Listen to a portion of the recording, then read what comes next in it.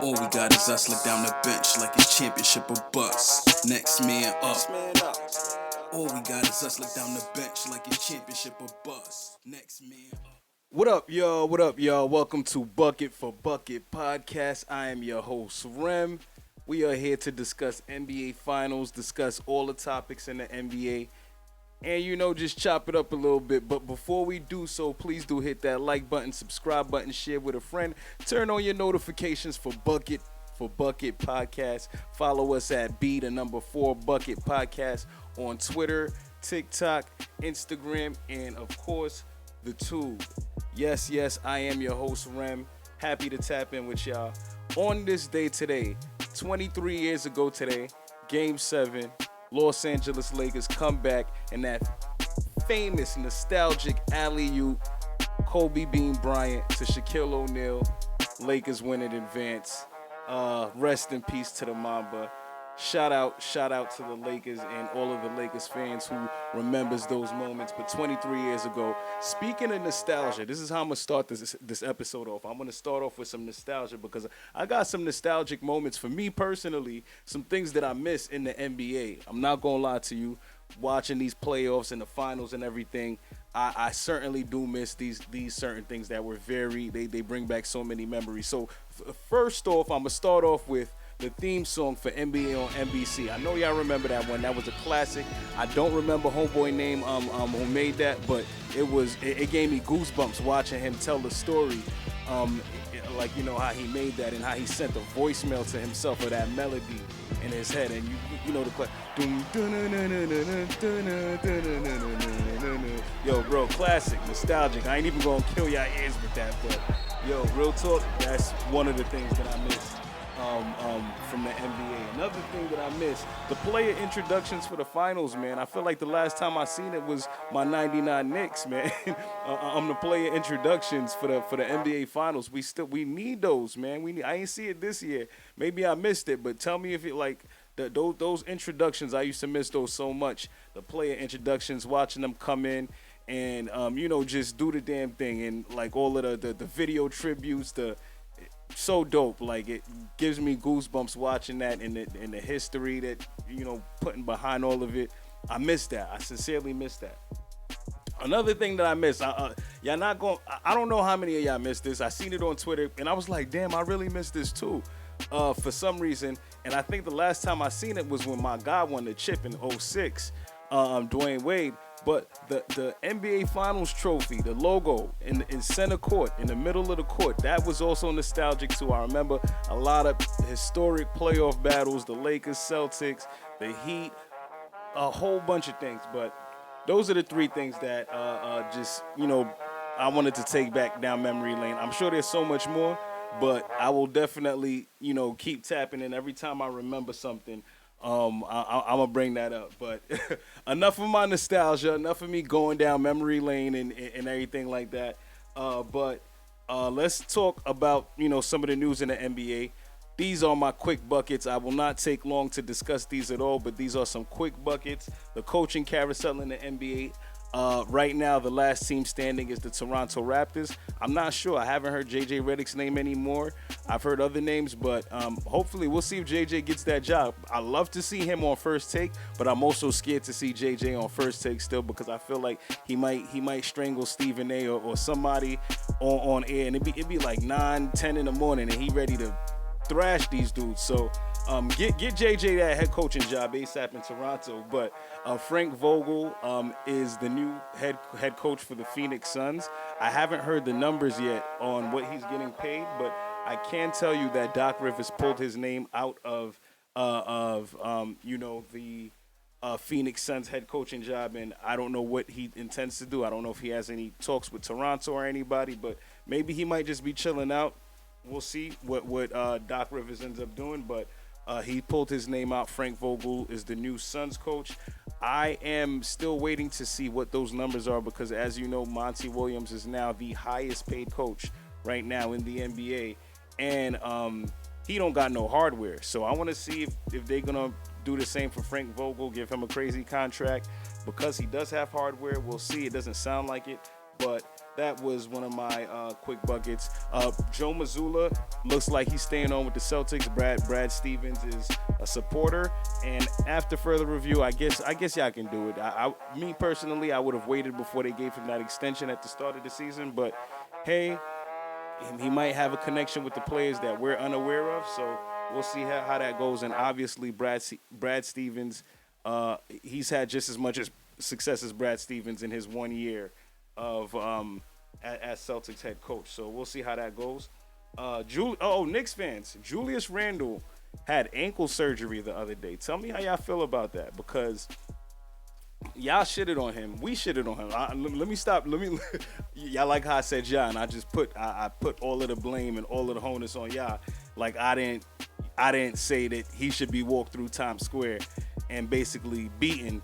But nah, that's excessive. I'm messing around. But I definitely was coming for Julius Randle and his play this playoffs. I still am not giving him no excuses or anything like that. But after hearing that he had surgery, you know that he was really, really going through it with that ankle. Or he could just be like, just getting this so that we could get off his back. I don't know. Y'all tell me y'all thoughts, Knicks fans. But I still love my team. I still love my squad. Y'all know we did great this season, so don't hate y'all haters and everybody talking about my Knicks. But Julius Randle, man, wishing you a speedy recovery. Also, you're not absolved of my talk. I still do wish he is sent away for something more. I don't know. KP's a free agent. I'll take KP back in a heartbeat. Me and Cypher was talking about that the other day. Let me know what y'all think. Would y'all take Kristaps Porzingis back on the New York Knicks? Tell me your thoughts. Yeah, and that's another quick bucket with Julius Randle. I have another quick bucket for you, Ja Morant. Ooh, I know y'all heard Adam. Y'all seen Adam Silver the other day. Adam Silver is about to come with it. He about to come with it. Tell me what y'all think. Do y'all think the suspension is going to be over or under 25 games? Half of the season or the entire season? And tell me what your thoughts are. Do you think Ja Morant comes back a changed man after all that he's put himself through? But I'm not going to lie to y'all. I do feel I was a little bit hard on Ja Morant in the sense of I don't think that I said some stuff, and I don't want people to take it out of context that I think he's dumb because it's just everything that's been done around it. As you being a face of the NBA, potentially being next step after LeBron James, you had that shot. You can't do certain things, right? So if that's your lifestyle, that's your lifestyle, all right? Whatever you do is whatever you do. But I also want to take into consideration. So Stephen A. says something the other day on one of them shows, and he goes, people in Ja Morant's circle are in fear that he might not be here in 5 years. And a lot of people were giving Stephen A. Stephen A. is crazy and this, that, and the third. So I'm going to preface this by saying this. When Ja Morant first got in trouble, you can go back into my episodes if you want. But when Ja Morant first got in trouble, one of the things I said was, when I seen Ja Morant was trending, my heart dropped because I was scared. I thought something had happened to him. And the reason why I thought something happened to him is obviously because we know Ja Morant. We know the circles Ja Morant be in. And the company that he keeps is not always the greatest. If you always want to be on the hip-hop scenes and like that, you always want to flash guns and all of that, always want to be around the money, the shorties and everything like that, you also have to be prepared with what comes with it. And sometimes it be fuckery that come with it. It be stupidness that come with it. It'd be a stray that comes with it. Something like you probably shouldn't have been in the area and you end up getting hit by something and it's like it had nothing to do with you, but it's you constantly putting yourself in these situations. That's exactly what is meant by that when he says the people close to him are in fear he might not be here for X and X amount of years. And that's not nothing I wish on anybody. I know Stephen A. don't wish that on Ja Morant. And we just gonna see what it is with this suspension, what happens, because they said that they uncovered other stuff. But in terms of uncovering other stuff, I know it's guns. It definitely has to be drugs involved and stuff like that because of the circles that Ja Morant keeps himself in. And, I'm just wishing him the best, honestly. But Also, there's attacks. I seen somebody say something about Dana White. They compared this to Dana White and Brett Favre, and I'm fully behind that tweet and that person that said that. But in the same time, you have to take into consideration Brett Favre is a retired athlete. He's not in the NFL anymore. I don't know if the NFL would have done much. Roger Goodell probably wouldn't have done much to this white man, but Dana White, he owns the UFC. He's not like nobody's gonna take him out, and I'm not absolving them of this, but like it's different. Ja Morant doesn't have ownership of the NBA or anything like that, but he does have ownership of his Instagram accounts and things like that. So it's best that you stay out of this trouble so that you don't have to get in this type of trouble. But Ja Morant didn't do anything illegal. What he did was stupid. But what those guys did, Brett Favre and Dana White, Brett Favre stole like over 4.5 million. Dana White freaking one punched man his wife on in public. So, and you know, they are still not getting the same flack as Ja Morant got. So Bucket for Bucket podcast would like to remind you that Dana White is a wife beater and that Brett Favre stole millions from our people. Please do watch them. Ja Morant, wishing you the best and hope everything is okay with that. But those are my quick takes. Those are my quick buckets. I want to jump next to this quick social media discussion that I seen on House of Highlights, and they say choose one, pick one in their prime, guys. I'll put this picture up. Pick one in their prime. I want to hear your answer to this, but I'll give you mine. Pick one in their prime, and the choices are John Stockton, Jason Kidd, Isaiah Thomas, or Steve Nash. Pick one in their prime. For me, that was easy. All of them are phenomenal athletes. Jason Kidd is actually one of my favorite point guards of all time.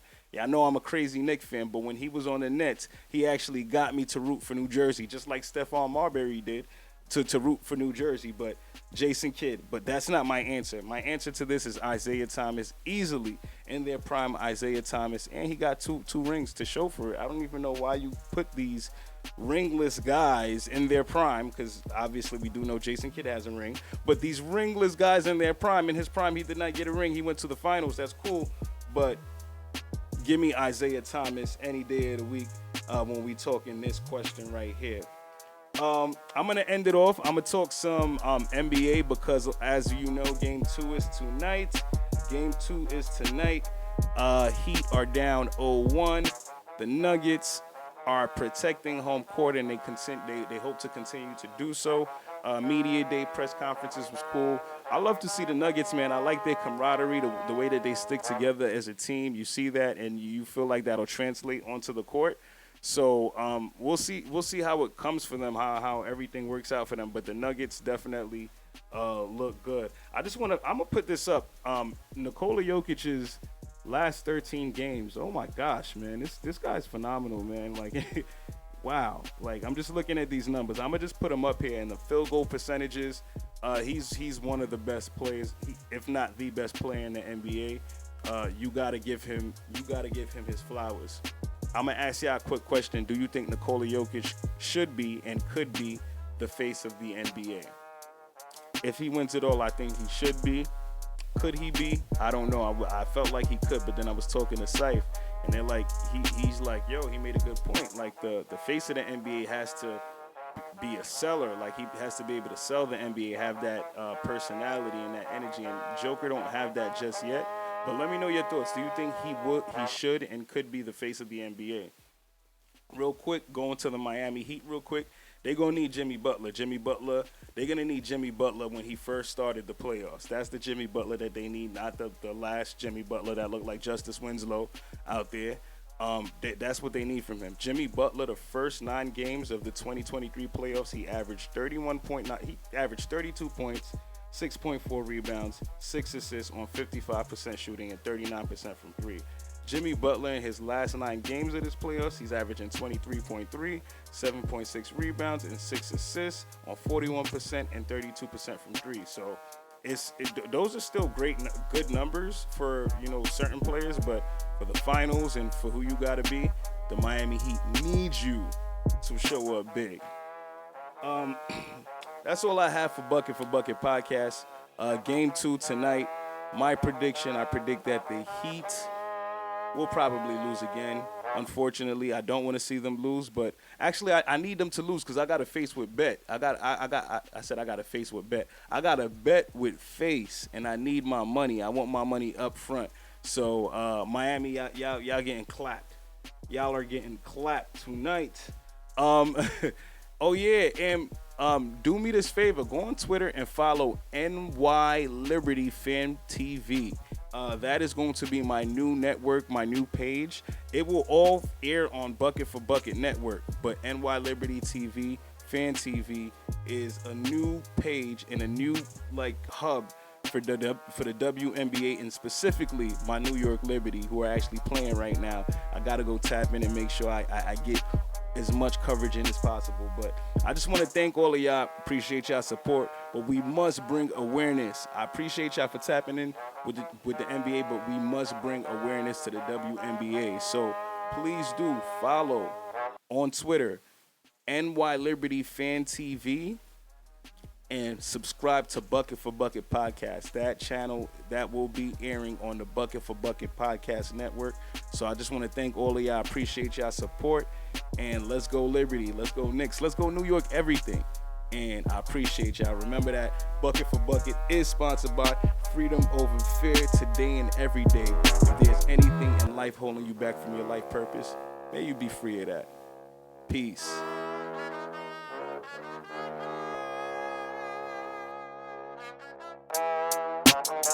All we got is us look down the bench like it's championship or bust. Next man up. All we got is us look down the bench like it's championship or bust. Next man up. Yeah, the strong survive, the will to rise. Get rich or die. I kill for mine. Look in my eyes. Get out the lane. You see the drive. If this a game of thrones for throne, that make me catch a bone. I'm cold. My name is Stone. Born winner. Now all you gotta do is trust. Look at the bench. Yo, the championship a must. We like next man up. They ain't training hard as me. Those 2 a days I hardly sleep. Suicides me 3 a week, but it's just me because they sleep. Roll 2 and